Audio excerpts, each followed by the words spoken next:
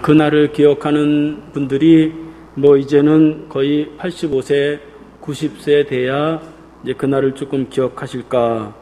그 나머지 분들은 이제 점점 그 해방의 날들이 점점 사라지고 잊혀져 가고 있습니다.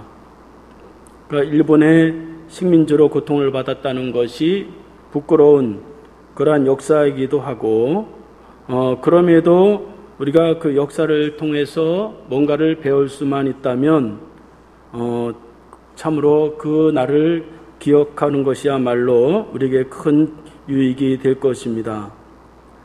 부끄러운 역사, 부끄러움을 느끼는 사람만이 다시 그러한 부끄러운 일을 행하지 않기 때문에 국가도 그 부끄러움을 스스로 느낄 때에 다시 그 부끄러운 역사를 되풀이하지 않게 됩니다. 그냥 사람이 과거가 부끄럽다고 그냥 묻어버리고 간다면 또다시 그런 일을 당하게 돼도 잘 모르죠. 그래서 부끄러운 역사일수록 우리 스스로 깊이 기억하고 잊지 말아야 되고 배워야 되고 교훈을 받아야 되고 가르쳐야 된다 하는 것입니다. 이 시간에 나라와 개인의 부끄러운 역사를 돌아보면서 하나님이 하시는 새로운 역사의 주인공이 될 수 있는 시간이 되기를 바랍니다. 바울은 오늘 본문을 통해서 조상들에 대해서 3가지를 잊지 말라 그렇게 말씀하고 있습니다. 첫 번째로는 하나님이 주신 과거의 축복을 잊지 말라 그렇게 말씀하고 있습니다. 1절 말씀해 보니까 형제들아 나는 너희가 알지 못하기를 원하지 아니하노니 우리 조상들이 다 구름 아래 있고 바다 가운데로 지나며. 바울은 형제들아 너희가 알지 못하기를 원하지 않는다 그렇게 권면합니다. 부정의 부정은 강조죠. 더 많이 알기를 원한다, 기억하기를 원한다, 잊지 말기를 원한다, 그런 의미를 가지고 있습니다. 그러면 어떤 것을 알아야 되느냐? 하나님이 주신 3가지의 축복을 알아야 되는데, 첫 번째로 하나님이 그들을 애굽에서 해방시켜 주셨다 하는 것이지요.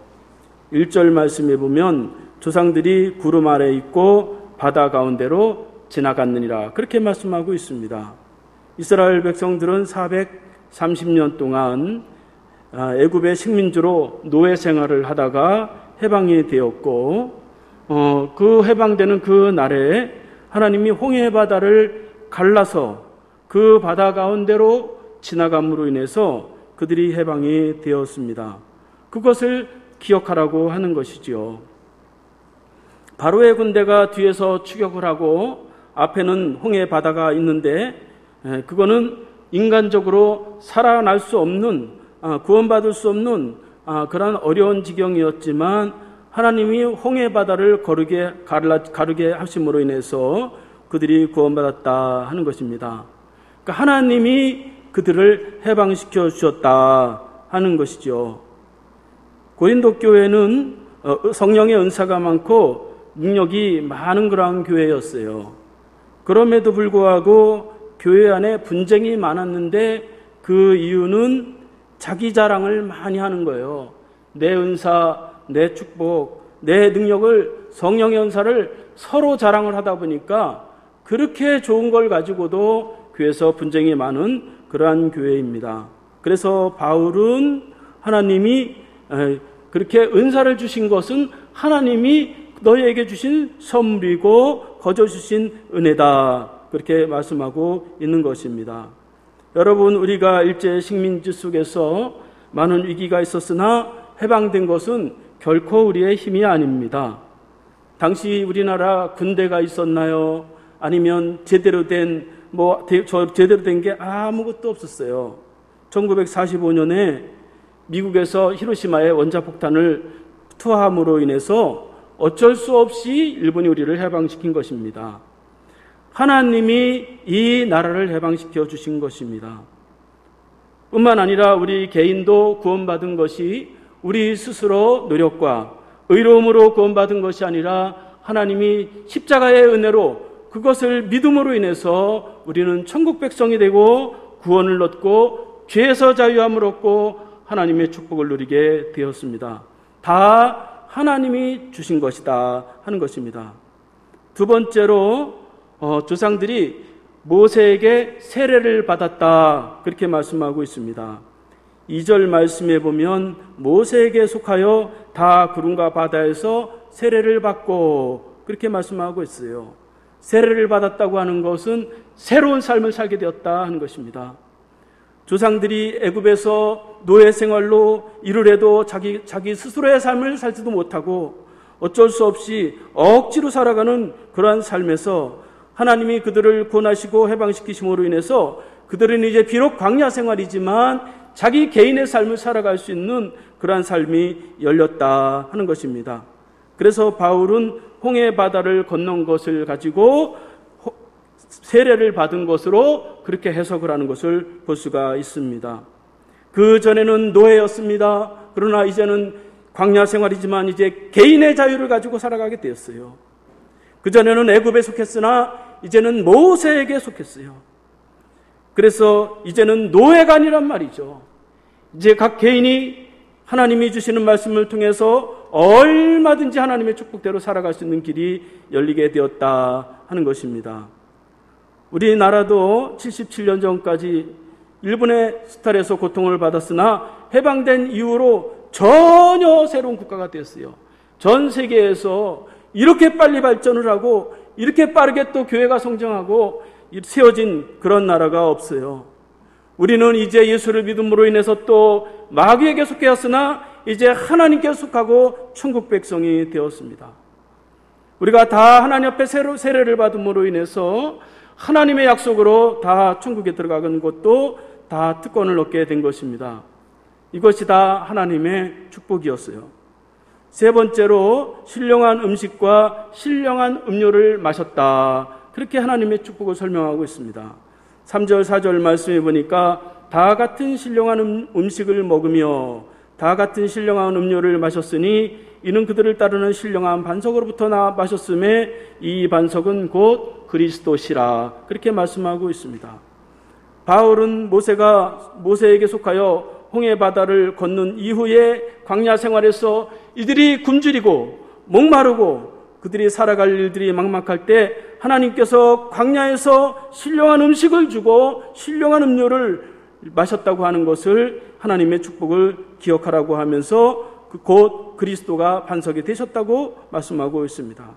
그들은 광야에서 목마를 때에 물을 찾지 못했어요. 그러나 하나님이 반석을 가르고 거기서 물을 내셨어요. 그들이 광야에서 배고플 때 하나님은 하늘에서 만나를 내려주시고 그들이 고기가 먹고 싶을 때에 하나님은 메추라기를 내려주셔서 40년 동안을 그들이 광야 생활 속에서 하나님의 축복 가운데 먹었습니다. 광야 행진할 때 낮에는 구름 기둥으로 밤에는 불 기둥으로 그들을 인도함으로 인해서 이들은 하나님의 축복을 누렸어요. 이것이 다 하나님의 축복입니다. 여러분, 우리나라도 불과 몇십 년 전만 해도 먹고 사는 거를 걱정해야 되는 그러한 때가 우리에게도 있었어요. 우리 어르신들 세대에는 보릿고개가 있었어요. 그런 말 하지 마라, 그런 말 하지 마라 그래요. 반드시 기억해야 됩니다. 그 어르신들이 어떻게 살았는지 기억해야 돼요. 제가 어렸을 때만 하더라도 말이죠, 쌀밥을 1년에 몇 번 못 먹었어요. 그런 때가 있었단 말이죠. 그러나 지금은 말이죠, 너무 많이 먹어가지고 말이죠, 비만을 걱정을 해야 되는 이 나라의 민족이 되었어요. 사람들이 흥청망청합니다. 아끼지 않아요. 이제 그 모든 것이 하나님의 축복이었다. 우리 개인의 삶이 풍요로워진 것, 그것도 하나님의 축복이었다. 이것을 잊지 말아야 된다 하는 것입니다. 두 번째로 과거에 부끄러운 것도 잊지 말아야 된다. 그렇게 말씀하고 있습니다. 바울은 이스라엘 조상들에게 부끄러운 과거를 세 가지를 언급했어요. 첫 번째로 그들은 하나님을 기뻐하지 않았어요. 그래서 하나님이 그들을 기뻐하지 않았어요. 5절 말씀을 보니까 그러나 그들이 다수를 하나님이 기뻐하지 아니하셨으므로 그들이 광야에서 멸망을 받았느니라. 그렇게 말씀하고 있습니다. 이스라엘 백성들은 하나님이 애굽에서 노예에서 해방을 시켜주시고 새로운 삶을 주시고 신령한 음료와 신령한 음식을 주셨는데 그들은 하나님에 대한 태도가 어떠했느냐? 하나님을 기뻐하지 않았어요. 그리고 애굽의 종살이를 그리워했어요. 광야에서 먹을 게 없고 마실 게 없다고 우리가 다시 노예로 들어가자 이런 말을 했단 말이죠. 이런 어리석은 자들이 어디 있습니까? 그런데 하나님은 그들의 축복의 길을 막으시고 그들에게 축복의 땅 가나안 땅을 허락해 주시지 않았어요. 그들이 광야에서 그렇게 하나님을 기뻐하지 않고 불평만 했던 이들은 다 광야에서 죽었어요. 그래서 가나안 땅에 들어간 사람들은 1세대들은 다 죽고 2세대들만 그의 자식들만 들어간 것을 볼 수가 있습니다. 여러분, 우리나라가 이렇게 하나님 우리에게 광복을 주셨는데 이제 하나님은 점점 잊혀져 가고 있어요. 여러분, 당시 기독교인들 전체 인구가 1.3%밖에 되지 않았고 불과 몇만 명밖에 되지 않았어요. 그런데요, 독립선언서에 이름이 적힌 민족 지도자 33인 중에 16명이 기독교인이었어요. 그러니까 그들은 헌신할 줄 알았고 그들은 나라를 위해서 생명을 드릴 줄 알았단 말이죠. 지금은 말이죠, 예수 믿는 사람들이 얼마나 많습니까? 교회가 얼마나 많아요? 얼마나 잘난 사람들이 많아요? 그런데 정말 헌신하고 내가 죽겠다고 순교 각오하는 사람들이 얼마나 됩니까? 이제 하나님을 점점 잊어버리고 이제 모두가 개인주의로 살아가고 있어요. 교회도 그래요. 예전에 제가 어릴 때 말이죠, 옆 교회에서 그 집회를 하면 가서 함께 은혜 받아주고 거기 가서 부흥하면 박수 쳐줬어요. 요즘은 말이죠, 교회끼리도 말이죠, 옆에 교회가 부흥하면 배 아파가지고 말이죠. 그러니까 이제 세상이, 교회가 세상 걱정을 해야 되는데 세상이 교회 걱정을 하는 시대가 되었어요. 이렇게 말이죠, 교회도 이기주의적으로 되고 이 성도들도 헌신할 마음이 없고 희생할 마음이 없어서 다 이제 이기적으로 그렇게 살아가고 있는 것을 볼 수가 있습니다. 하나님이 우리에게 축복하신 것입니다. 그것을 기억하고 우리가 이 나라에 헌신할 수 있어야 되고 이웃에게 헌신할 수 있어야 된다 하는 것입니다.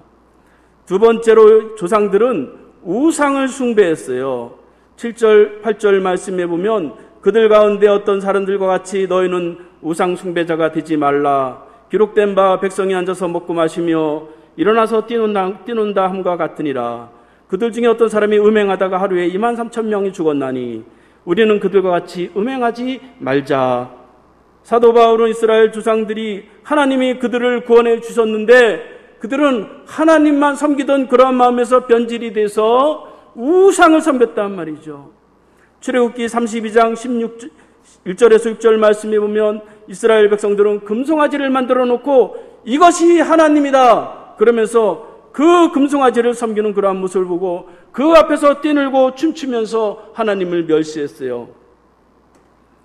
그래서 모세는 그것을 보고 레인들에게 칼을 하나씩 주고 저들을 다 죽이라 그래서 결국은 그들은 다 죽을 수밖에 없었어요.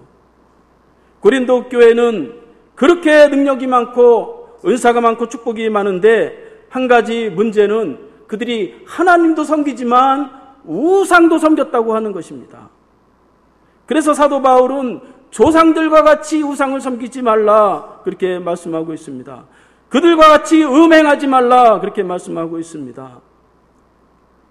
여러분, 해방전 교회는 우리보다 훨씬 초라했고 그러나 그 믿음에는 뜨거운 믿음이 있었고 열정이 있었고 자기가 죽고자 하는 그런 마음이 있었어요. 이제는 하나님 대신에 물질이 더 많이 올라가고 있어요. 교회 믿음보다 교회 건물이 더 중요하게 여기는 그런 시대가 되었어요. 살만하니까 이제 세상의 물질과 성공을 따라갑니다. 교회 다니는 이유가 뭡니까? 어떻게든지 더 부자가 되보려고. 그러나 여러분 바꿔야 됩니다. 우리가 하나님만 섬기면 우상을 섬기지 않아도 그런 모든 것은 다 하나님이 다 주세요. 그래서 우리가 하나님의 축복을 많이 받았기 때문에 오직 하나님만 섬겨야 된다 하는 것입니다. 세 번째로 조상들은 하나님을 시험하고 원망했어요. 9절 10절 말씀해 보면 그들 가운데 어떤 사람이 주를 시험하다가 뱀에게 멸망하였나니 우리는 그들과 같이 시험하지 말자. 그들 가운데 어떤 사람이 원망하다가 멸망시키는 자에게 멸망하였나니 너희는 그들과 같이 원망하지 말라. 그렇게 말씀하고 있어요. 사도 바울은 조상들이 하나님의 축복을 많이 받았으나 막상 어려워지니까 하나님을 원망하고 하나님을 시험했어요. 민수기 21장에 보면 어떤 사람들이 무리바에서 물이 먹고 싶은데 목이 마르니까 왜 우리를 저 노예에서 구원하여서 이 광야로 들어오게 했느냐 그러면서 하나님을 원망했어요. 그때 하나님이 불뱀이 나타나 계셔서 그들을 다 물려서 죽어가는 것을 볼 수가 있습니다. 민수기 31장 말씀에 보면 어떤 사람들은 거짓 선지자 발람을 따라가다가 결국 연병으로 죽은 것을 볼 수가 있습니다. 고린도 교회는 은사가 많고 능력이 많고 축복이 많이 있으나 문제는 서로 다투었단 말이죠. 서로 원망했단 말이죠. 거짓 선지자의 그 뱀과 같은 그런 혓바닥을 좋아하면서 그들을 따라갔단 말이죠. 그러면서 서로 물고 뜯는 그러한 교회가 되었는데 사도 바울은 서로 원망하지 말라 그렇게 말씀하고 있는 것입니다. 여러분, 일제 식민지 기간 중안에 우리의 조상들의 부끄러운 역사가 있어요. 여러분, 신사참배한 목회자들도 있고 그렇지 않은 목사들도 있어요. 그 일을 가지고 말이죠, 벌써 70년이 넘었는데 아직도 그걸 가지고 말이죠, 서로 용서하지 못하고 서로 원망하는 것을 볼 수가 있습니다. 여러분, 그렇게 어렵게 해방이 되었는데 나라가 갈라지고 말이죠, 국민들은 분열이 되어 있어요. 성도들의 마음도 예전 같지가 않아요. 이제 우리가 이런 조상들의 그러한 이제 잘못된 그러한 부분들, 부끄러운 모습을 보면서 우리의 부끄러운 모습도 다시금 돌이켜 봐야 된다 하는 것입니다. 우리 각 개인에게도 역사가 있어요. 우리 각 개인의 부끄러운 모습을 잊으면 안 된다 하는 것입니다. 가난했을 때와 또 어려웠을 때를 우리들이 기억해야 된단 말이죠. 저는 말이죠, 고향에 돌아가면 제 딸과 제 아내를 차에 태워가지고 막 이렇게 제가 이렇게 살던 곳을 돌아요. 제가 그 동네에서 13번을 이사했어요, 월세로. 그래서 제가 마지막 월세로 산 20만 원 월세로 산 그런 데도 지나가면 가족들이 말이죠, 올 때마다 이런 데 왜 들리느냐고 자꾸 그래요. 저는 그런 때 지나갈 때마다 하나님 앞에 기도합니다. 하나님, 더 이상 내가 가난하지 않게 해주세요. 하나님, 내가 이제 이런 과거를 살지 않도록 해주세요. 그렇게 기도하면서 이 지난 그러한 과거들을 그렇게 돌아보는 그런 경우들이 많이 있습니다. 여러분, 지난 부끄러운 일이라 할지라도 우리가 무작정 덮어놓고 있으면 안 된단 말이죠. 가난했기에 우리가 그것을 다시금 돌이키고 부끄러운 것이라 할지라도 인정하고 다시금 삶을 살아내야 된다 하는 것입니다. 그래서 사도 바울은 그렇게 하나님의 축복과 또 부끄러운 과거를 잊지 말아야 되는 그 이유가 뭐냐? 그것은 본보기가 된다고 하는 것이에요. 6절 말씀에 보면 이러한 일은 우리의 본보기가 되어 우리로 하여금 그들이 악을 즐겨한 것 같이 악을 즐겨하는 자가 되지 않게 하려 함이니, 그렇게 말씀하고 있어요. 11절 말씀에서도 그들에게 일어난 이러한 일은 본보기가 되고 또한 말세를 만난 우리를 깨우치기 위하여 기록되었느니라, 그렇게 말씀하고 있습니다. 조상들이 하나님의 축복을 누렸습니다. 또 그들이 부끄러운 과거도 있습니다. 그러나 상관없어요. 그것이 우리에게 본보기가 된다면 상관이 없다, 그렇게 고린도 교회에 말씀하고 있는 것입니다. 본보기라고 하는 것은 거울을 삼는 거예요. 거울. 여러분, 거울을 탁 보면서 말이죠, 어디가 잘못되었으면 잘못된 것을 고치고 또 잘된 것이 있으면 이것을 더 발전시키고 그러잖아요. 바울은 광야 생활은 그런 거울이 된다고 하는 것입니다. 그래서 우리가 과거에 일본의 식민지에 있었던 거 참 부끄러운 일이죠. 그러나 그것을 거울 삼는다고 한다면 우리에게 큰 은혜가 되고 능력이 되는 것입니다. 일본 사람을 겨냥해서 저들을 증오하고 미워하자, 반중하자, 반일하자, 반미하자, 그거를 말하는 것이 아니에요. 그거 옳은 방법이 아니에요. 그 다른 나라를 위해서 증오하는 마음, 그거는 좋은 게 아니에요. 여러분, 왜 우리가 식민지를 당했어요? 우리가 냉정하게 우리가 힘을 길러야 되는 것이에요. 국방을 기르고 말이죠. 힘을 길러야 되는 것이지 증오한다고 해서 우리가 살아나는 것은 아닌 것입니다. 왜 종살이를 했는지 말이죠. 그래서 부끄러운 과거를 우리가 반드시 기억을 하고 냉정하게 준비해야 된다. 이 나라가 말이죠. 지금 흥청망청 얼마나 지금 나라를 망치고 있는지 몰라요. 참으로 답답한 일들이 너무 많이 있습니다. 과거를 통해서 부끄러운 역사를 통해서 배우지 않으면 반드시 미래도 똑같은 일을 겪게 돼요. 철학자 플라톤은 역사란 돌고 도는 것이다. 그렇게 말했어요. 나라나 개인이나 똑같은 일을 반복한다는 거예요. 뻔한데. 하워드 조지 웰스라고 하는 소설가의 아버지라고 하는 이 사람은 역사는 역사를 통해 배우지 않는 사람들을 배우지 못한 것들을 기록한 것이다 그랬어요. 그걸 역사에 그대로 나타났는데 똑같은 역사를 또 살아난다는 것이 또 살아난다는 거죠.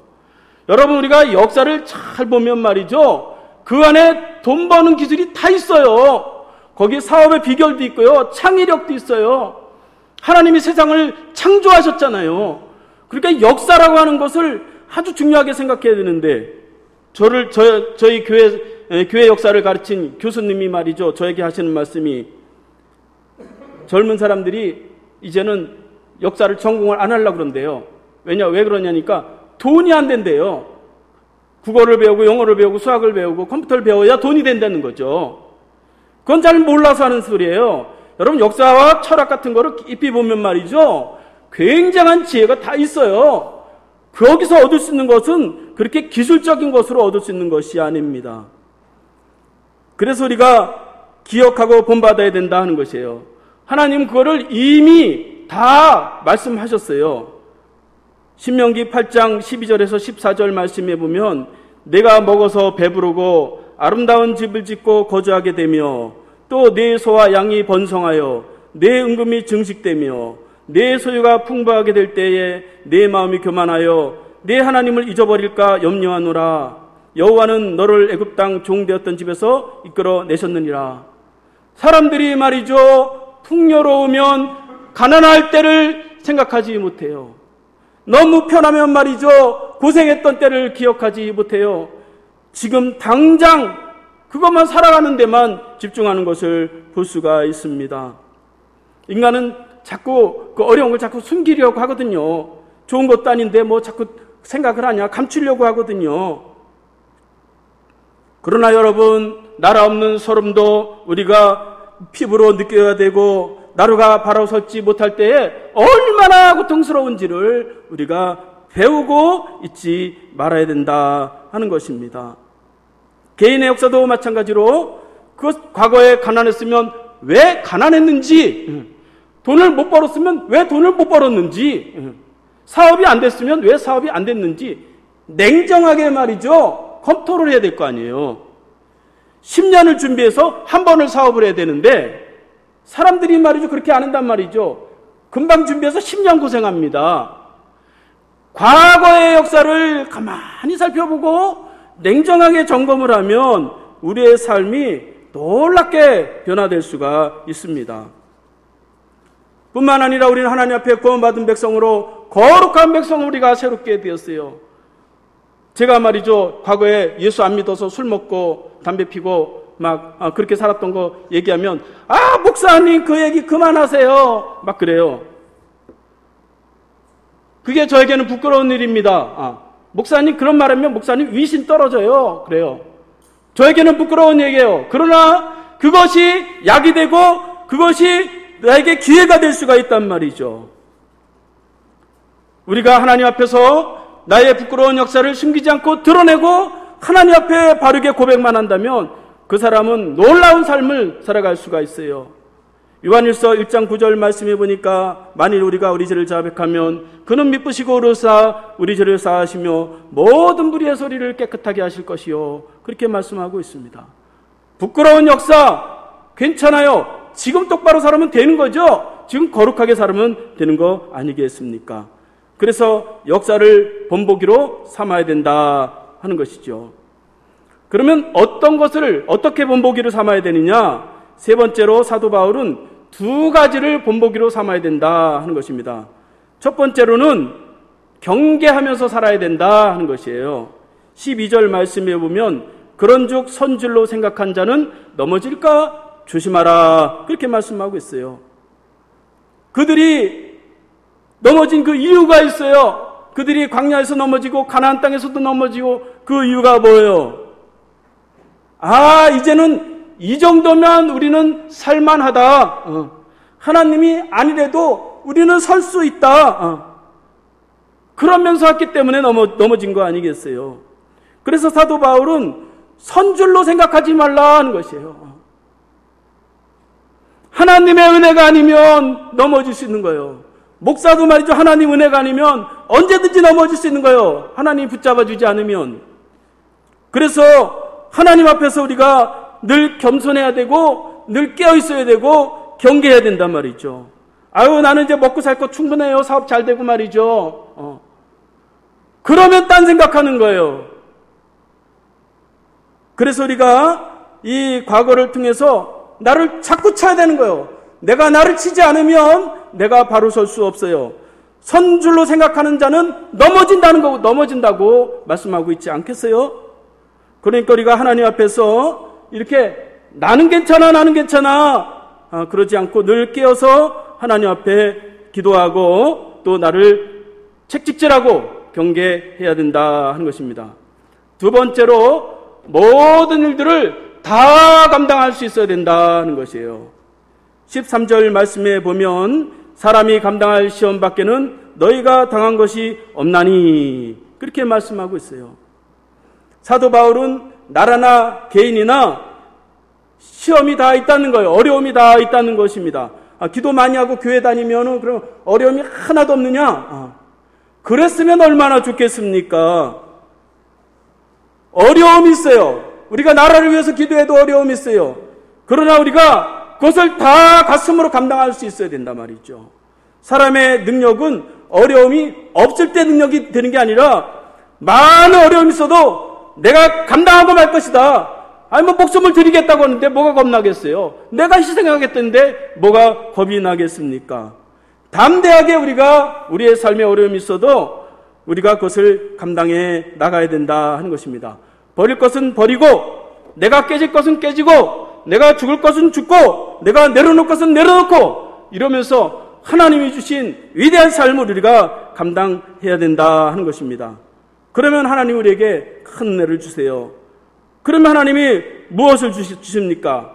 13절 말씀해 보니까 오직 하나님을 믿부사 너희가 감당하지 못할 시험당함을 허락하지 아니하시고 시험당할 즈음에 또한 피할 길을 내사 너희로 능히 감당하게 하시느니라 그렇게 말씀하고 있습니다.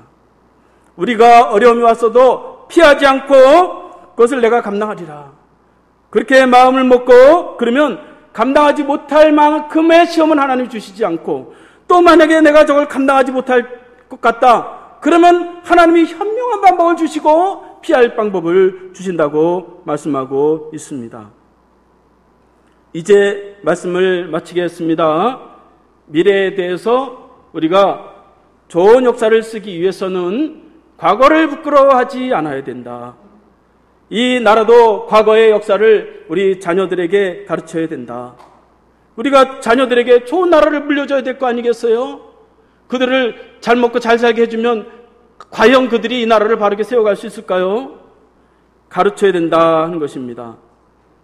이렇게 우리가 저와 여러분들이 역사의 주인공이 되어서 또 우리 자녀들도 올바른 역사를 쓰기 위해서 부끄러운 각오를 할지라도 거기서 하나님 앞에 배우고 또 나를 세워가고 나를 이제 꺾으면서 하나님 앞에 나아갈 때에 하나님이 저와 여러분들을 위해서 위대한 일을 행하는 그러한 역사가 있기를 바라겠습니다. 기도하겠습니다. 하나님 아버지, 이 시간도 부끄러운 국가의 역사와 나라의 역사를 돌아보게 하심을 감사드립니다. 비록 부끄러운 과거의 역사가 있다 할지라도 그것을 교훈으로 삼아 현재를 세워가게 하시고 또 개인이 세워지게 하시고 그 부끄러운 역사가 있기에 미래를 향하여 도약할 수 있는 나라, 또 하나님만 바라보면서 하나님의 축복을 누릴 수 있는 개인이 될 수 있도록 축복하여 주시옵소서. 예수님의 이름으로 기도하옵나이다. 아멘. 다 함께 일어나셔서 광복절 노래 부르겠습니다.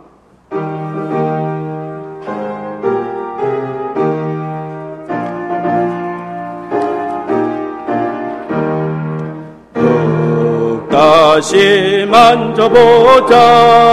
바닷물도 춤춘다. 기어이 보시려던 어른님 번님 어찌하리. 이날이 40년 뜨거운 피 엉킨 자친이 길이 지키세.